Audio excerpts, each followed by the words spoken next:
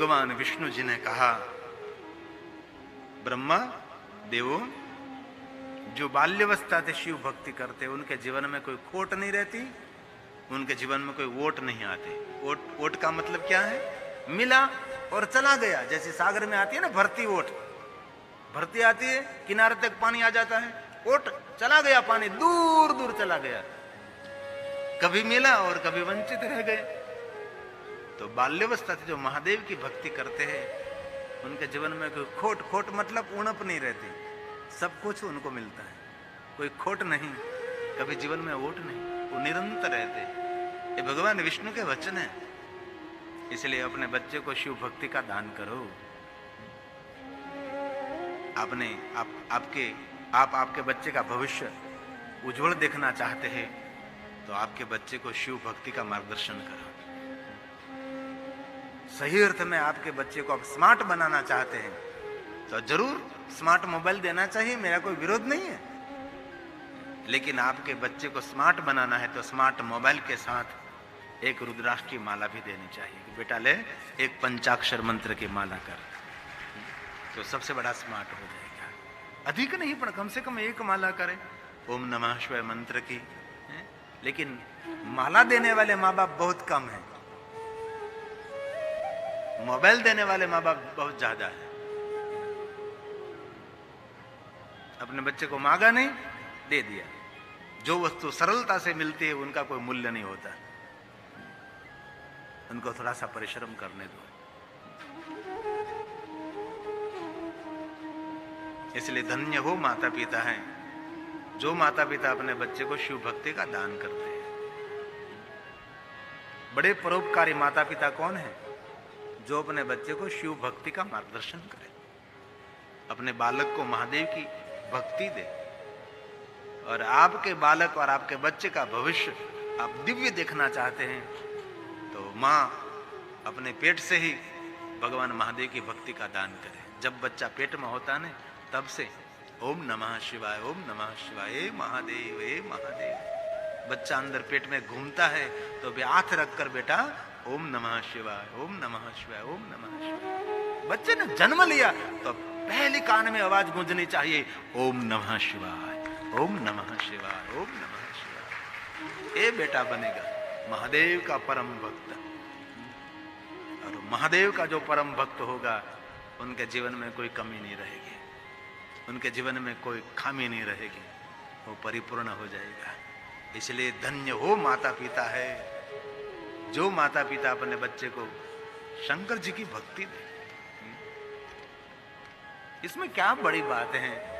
बस छोटी सी भस्म की बिंदी करनी है और क्या, ज्यादा नहीं। एक रुद्राक्ष कंठ में पहनना है और पंचाक्षर मंत्र का जाप करना है, बस हो गई शिव भक्ति। इनमें क्या बड़ी बड़ी कठिन विधि विधान है? एक माला है, बस एक आसन है और एक मंत्र है, हो गई साधना। ये बस 3 साधन हमारे लिए काफी है। एक हो गया हमारा आसन, एक हो गई हमारी माला रुद्राक्ष की, और एक हो गया गुरुदेव ने दिया हुआ मंत्र जपे पंचाक्षरम सर्व सिद्धि लभे नर। और भक्ति के बहुत साधन नहीं होना चाहिए। कई लोग भक्ति में बहुत साधन रखते हैं, इतनी लंबी लंबी पूजा के साधन, इतनी सामग्री, इतनी वस्तु। नहीं, बस कम, एक आसन, माला, एक मंत्र, तीनों साधन, ठीक, बस। और कंठ में पहन लिया रुद्राक्ष, भाल में लगा दिया भस्म का त्रिपुंड और लगा दी भस्म की बिंदी, होगी हमारी भक्ति साधना शुरू। क्या कठिन बात है इसमें? ठीक है, विद्वान सब प्राणायाम करे, अंगन्यास करे, ये सब उनके लिए, विद्वानों के लिए। हम सब तो अनपढ़ हैं, करे क्या ये सब? हमारे लिए बहुत कठिन हो जाएगा। इसलिए हमारे लिए सरल मार्ग है, बस शिव जी का भजन करो, महादेव जी को याद करें। इसलिए बहुत मैं अपेक्षा रखता हूं आप सब अपने बच्चे को शिव भक्ति का दान करो, महादेव की भक्ति का मार्गदर्शन करो। शिव महापुराण में महर्षि भगवान वेद व्यास जी ने कहा, इस दुनिया में बहुत सारे सत्कर्म हैं, बहुत सारे पुण्य कर्म हैं, लेकिन सबसे बड़ा पुण्य कर्म क्या है मालूम? जरूर भूखे को भोजन देना चाहिए, निर्वस्त्र को वस्त्र देना चाहिए, जरूर। जिनको घर नहीं उनको घर देना चाहिए। लेकिन इस सबसे बड़ा पुण्य एक है कि जो संसार में भटका हुआ व्यक्ति है उनको महादेव की भक्ति का दान करो, उनसे बड़ा कोई सत्कर्म नहीं। आप अन्न देंगे तो कितना भोजन देंगे, आप वस्त्र देंगे कितने वस्त्र देंगे। वो जीव शिव के शरण में चला जाएगा तो स्वयं उसको सब कुछ मिलने लगेगा। इसलिए महादेव की भक्ति का मार्गदर्शन करें। संसार में कोई भटकता हुआ लटकता हुआ व्यक्ति है उनको महादेव की भक्ति की तरफ प्रेरित करें। ये सबसे बड़ी उपासना, सबसे बड़ी साधना है। और कहीं लोग भी कह रहे हैं संप्रदाय वाले, हमारे भक्त धरती पर बहुत हैं, हमारे भक्त बहुत धरती पर है। इस दुनिया में किसी देव के भक्त ज्यादा नहीं है, अधिक से अधिक कोई भक्त है तो महादेव जी के भक्त होते हैं, ये शंकर जी के ही भक्त होते हैं। संप्रदाय तो कल की बात है, वो तो अकाल है, वो शिव है, वो महादेव है। अब विष्णु भगवान ने कहा कि बाल्यावस्था से जो शिव भक्ति करेंगे उनको पहले विद्या मिलेगी, पर्याप्त मात्रा में धन मिलेगा और सुंदर भुवन मिलेगा। भुवन मतलब घर। और सुंदर भुवन की भार्या, मधुर भाषणी भार्या मिलेगी, मधुर बोलने वाली पत्नी मिलेगी। और जिन पुरुष को मधुर बोलने वाली पत्नी मिले है, समझो उनको धरती पर स्वर्ग मिल गया, समझना। जो मिले है तो जिन नारी की वाणी मधुर होती है वो नारी नहीं, वो साक्षात देवी है, उनको कभी नारी नहीं समझना चाहिए। जिन नारी की वाणी मधुर है वो नरक में भी स्वर्ग का सुख दे सकती है, जिनकी वाणी मधुर है।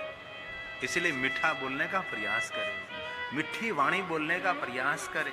मधुर वाणी सबसे बड़ा आकर्षण है, वशीकरण है, हमारी शोभा है। हमारे ओठ की शोभा लिपस्टिक नहीं, हमारे ओठ की शोभा है मधुर शब्द, ये हमारे ओठ की शोभा है। हमारे मुख की मुस्कुराहट, आपके मुख की प्रसन्नता, ये सबसे बड़ा मेकअप है, उनसे बड़ा कोई मेकअप नहीं हो सकता। कितना ही थथड़ा किया हो लेकिन मुख पर प्रसन्नता नहीं है तो बाहर रूप लगेगा। लेकिन कुछ भी आपने श्रृंगार नहीं किया लेकिन मधुर वाणी हो और मुख पर प्रसन्नता हो तो सारी दुनिया आपके पीछे हंसती हंसती चलेगी। ये दुनिया है, ये जीवन है। तो जो बाल्यावस्था से महादेव की भक्ति करेंगे, विद्या, पर्याप्त मात्रा में धन, सुंदर भुवन की सुंदर भार्या और उनके घर पुत्र और उनके घर पौत्र और सबके जीवन में शांति। पुत्र पौत्र और सबके जीवन में शांति रहेगी। ये क्रमशः भगवान देते हैं। ये विष्णु भगवान ने बहुत सारे वचन दिया है, ये बहुत सारे श्लोक शिव महापुराण के हैं। अब भगवान विष्णु जी ने कहा, ब्रह्मा देवो सुनो, विद्या, पर्याप्त मात्रा में धन, भुवन, भार्या, पुत्र, पौत्र और सबके जीवन में शांति। और आपके बेटा हो, उनके घर बेटा हो जाए तो आप थोड़ा सा बुढ़ा हो जाए, वृद्ध हो जाएगा ना, तो वृद्धावस्था में क्या चाहिए? भगवान शंकर जी देते हैं। जब बुढ़ापा आ जाएगा तब महादेव जी आपको भेंट में देंगे। क्या देंगे? आरोग्यं च शरीरं। भगवान शंकर जी क्रमशः देते हैं ना, आरोग्य भगवान देते हैं। वृद्धावस्था में आरोग्य की बहुत आवश्यकता है ना। शरीर जब जर्जरित हो जाएगा, शरीर जब वृद्ध हो जाएगा तब शंकर जी आपको आरोग्य देंगे। देखो, आपके पास विद्या है, पर्याप्त मात्रा में धन है, आपके पास सुंदर भुवन, भार्या, पुत्र, पौत्र सब कुछ है, आरोग्य है।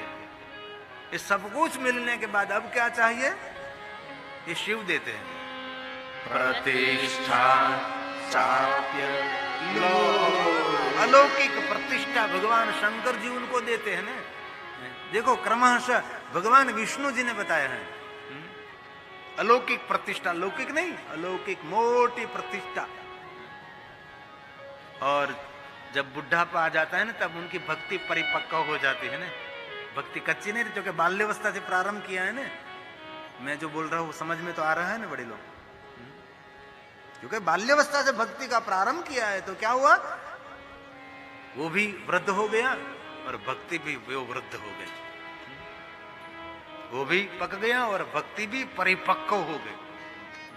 तो हमारी भक्ति परिपक्व होने के बाद क्या होगा, जिनकी भक्ति परिपक्व हो जाएगी वो मन में जो कल्पना करेंगे वो सब होने लगता है।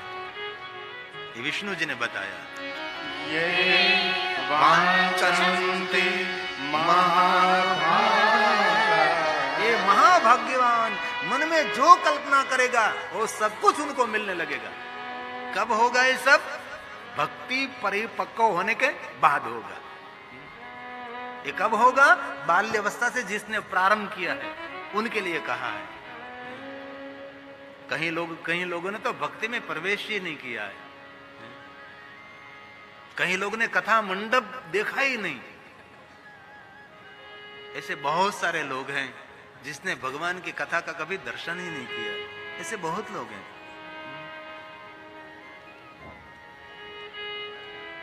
कभी अवसर मिले ना तो कथा का आयोजन आपसे न हो सके कोई बात नहीं, लेकिन जिसने जीवन भर कभी कथा नहीं सुनी ना, उसको पकड़कर एक बार कथा में लाओ। बस ये कथा जितना ही पुण्य देने वाला है, समझो आपने ही कथा का आयोजन कर लिया है। एक बार उसको बैठाओ कि भाई बैठ तू। एक दिन उनको थोड़ा सा ऐसा लगेगा कि धीरे धीरे धीरे एक बार रस लगेगा ना, पायो जी मैंने राम रतन धन पायो। ये सबसे बड़ा पुण्य है, ये सबसे बड़ा सत्कर्म है। तो भक्ति परिपक्व होने के बाद मन वांछित फल मिलने लगते हैं और आदि व्याधि उपाधि ताप संताप दूर चले गए और चारों दिशाओं में सुख सुख सुख। ये विष्णु जी के वचन है, कोई ऋषि मुनि नहीं, स्वयं विष्णु जी बोल रहे हैं। सुखं वा त्रिदशालयम्, चारों तरफ से उनको सुख ही सुख। इसलिए पुनः पुनः बहुत हृदय से मैं कहता हूं, भाइयों को भी, खास करके मेरी बहनों को, अपने बच्चों को शिव भक्ति का दान करो।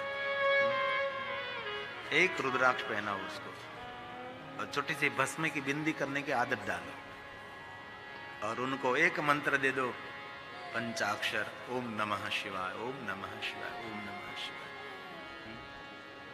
अब शरीर वृद्ध हो जाएगा, चारों तरफ सुख है, मन वांछित फल मिल रहे हैं और बाद में शरीर शांत हो जाएगा। शांत तो होना ही है ना। 100 साल के बाद, 110 साल के बाद, 125 साल के बाद, 150 साल के बाद, 200 साल के बाद और आगे बढ़े नहीं। एक दिन तो शरीर शांत तो होने वाला ही है ना। तुम जियो हजारों साल, है ना। हम तो 1000 साल की कल्पना करते हैं ना, तुम जियो हजारों साल। बार बार ये दिन आए, बार बार ये दिल गाए, तुम जियो हजारों साल। क्या ढरडा करवा मरी जाओ 1000 वर्ष जीवी, आ 50 पूરું કરવું છે, तमाकू बीड़ी पी पी। भगवान विष्णु जी ने बहुत सुंदर वचन दिए हैं, बाबा ने बहुत सुंदर वचन भगवान विष्णु जी ने कहा है। आप उनकी आयु पूर्ण भोग कर अंत में उनका शरीर शांत हो जाएगा, तब शिव जी भेंट में देते, क्या देते हैं महादेव? अन्ते मुक्ति फलम चे। भगवान शंकर जी उनको मुक्ति का दान करते हैं। भाई मुक्ति मांगनी नहीं पड़ती मेरे महादेव के पास, स्वयं मुक्ति आपके पास आएगी। ये शिव है, ये महादेव है यार। अब एक बात याद रखने जैसी है, कहीं लोगों ने मुक्ति शब्द का ऐसा अर्थ लगा दिया है कि मुक्ति का अर्थ ऐसा किया कि परमात्मा के लोक में निष्क्रिय होकर बस पड़े रहना। ये मुक्ति नहीं है। मुक्ति का अर्थ है स्वतंत्रता, पराधीनता नहीं, बिल्कुल स्वतंत्र हो जाएगा जीव। शिवलोक में, देवलोक में, ब्रह्मलोक में, वैकुंठ लोक में, सर्वलोक में विचरण करता हुआ जीव, क्योंकि मुक्त आत्मा है ना, उनको कोई बांधा हुआ नहीं, ये मुक्त है। ये विचरण करने वाली आत्मा है, निरंतर विचरण करती है। ये मुक्त आत्मा है, निरंतर विचरण करती है। ये मुक्त आत्मा है, निरंतर घूमती फिरती रहती है। भगवान शंकर जी उनको मुक्ति का दान करते हैं। एक बात और याद रखने जैसी है, ये मुक्त आत्मा धारे तो जन्म भी ले सकती है, ये मुक्त आत्मा अजन्मा भी रह सकती है। और भगवान विष्णु जी ने कहा शंकर जी मुक्ति का दान करते, तब ये मुक्त आत्मा जब धरती पर जन्म लेती है ना, तो ये भगवान शिव की भक्ति लेकर ही आती है। भगवान विष्णु स्वयं बोले भक्ति परमेश पूर्व जन्म के पुण्य के फल स्वरूप वो कभी अपनी भक्ति भूलते नहीं है, क्योंकि पूर्व जन्म का पुण्य है।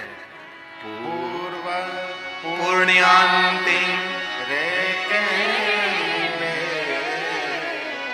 अर्चयन्ति सदा शिवम्। ये पूर्व जन्म का पुण्य है, ये मुक्त आत्मा है।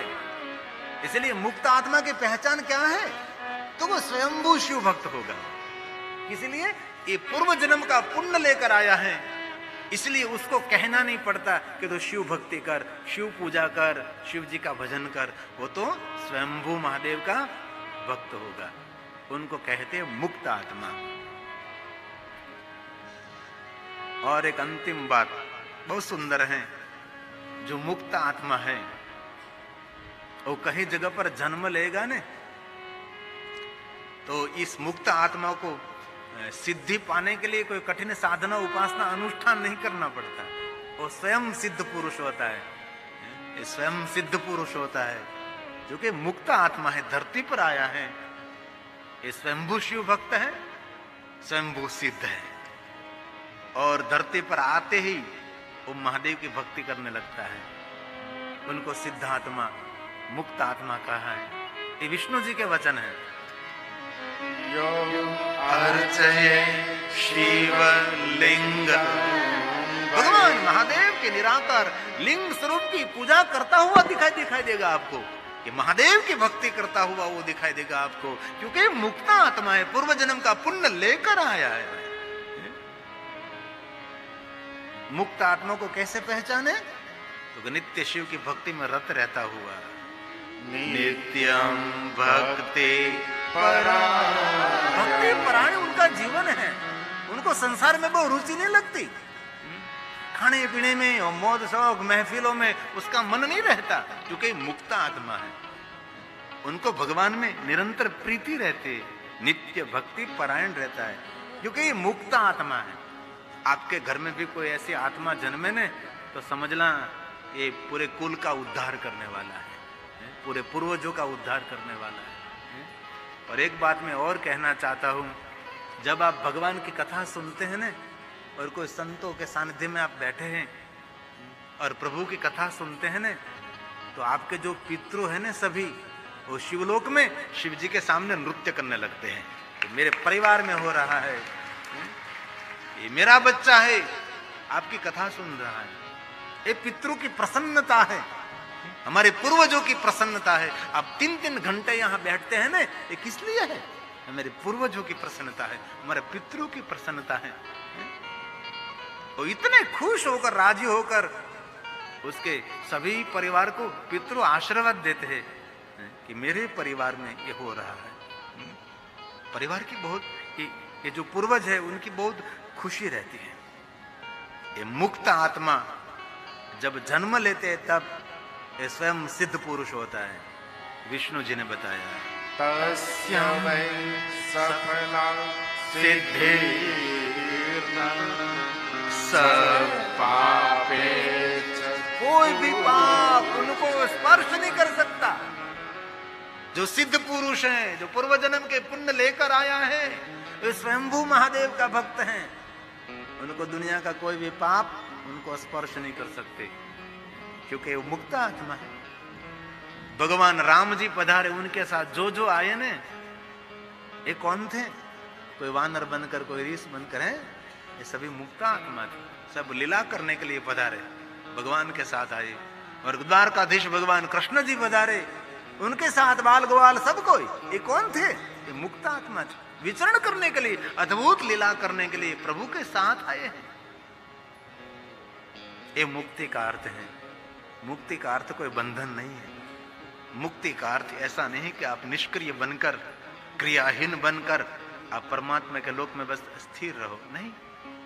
वो तो विचरण करता हुआ, आनंद करता हुआ एक मुक्त आत्मा है। इसलिए विष्णु भगवान ने कहा बाल्यावस्था से भगवान शंकर की भक्ति करें, महादेव की उपासना करें। इसलिए फिर से कहता हूं, अभी आपके बच्चों को शंकर भगवान की भक्ति का दान करें। हेलो भक्तों, राधे राधे, हर हर महादेव। भक्तों, तो आप लोगों का मेरे चैनल डिस्कवरी ऑफ धर्मा में स्वागत है। भक्तों, आज हमने गुरु जी के द्वारा कथा सुनी कि जो भी माता पिता अपने बच्चों को बाल्यावस्था से शिव भक्ति करना सिखाते हैं तो उनके जीवन में कभी खोट नहीं होता और उनका जीवन हमेशा उज्जवल रहता है। इसलिए सभी के माता पिता से निवेदन है कि सभी बच्चों को, अपने बच्चों को बाल्यावस्था से ही शिव भक्ति जरूर सिखाएं, शिव जी के बारे में बताएं। कहते हैं जो भी शिव भक्ति करता है उनकी सारी मनोकामनाएं पूर्ण होती हैं और मोक्ष की प्राप्ति होती है। तो भक्तों, कैसी लगी आज की ये कथा? अगर आपको ये कथा पसंद आए तो मेरे चैनल डिस्कवरी ऑफ धर्मा को सब्सक्राइब कीजिए और वीडियो को लाइक कीजिए और ऐसी ही कथा सुनने के लिए हमारे चैनल डिस्कवरी ऑफ धर्मा से जुड़े रहिएगा। धन्यवाद। राधे राधे, हर हर महादेव।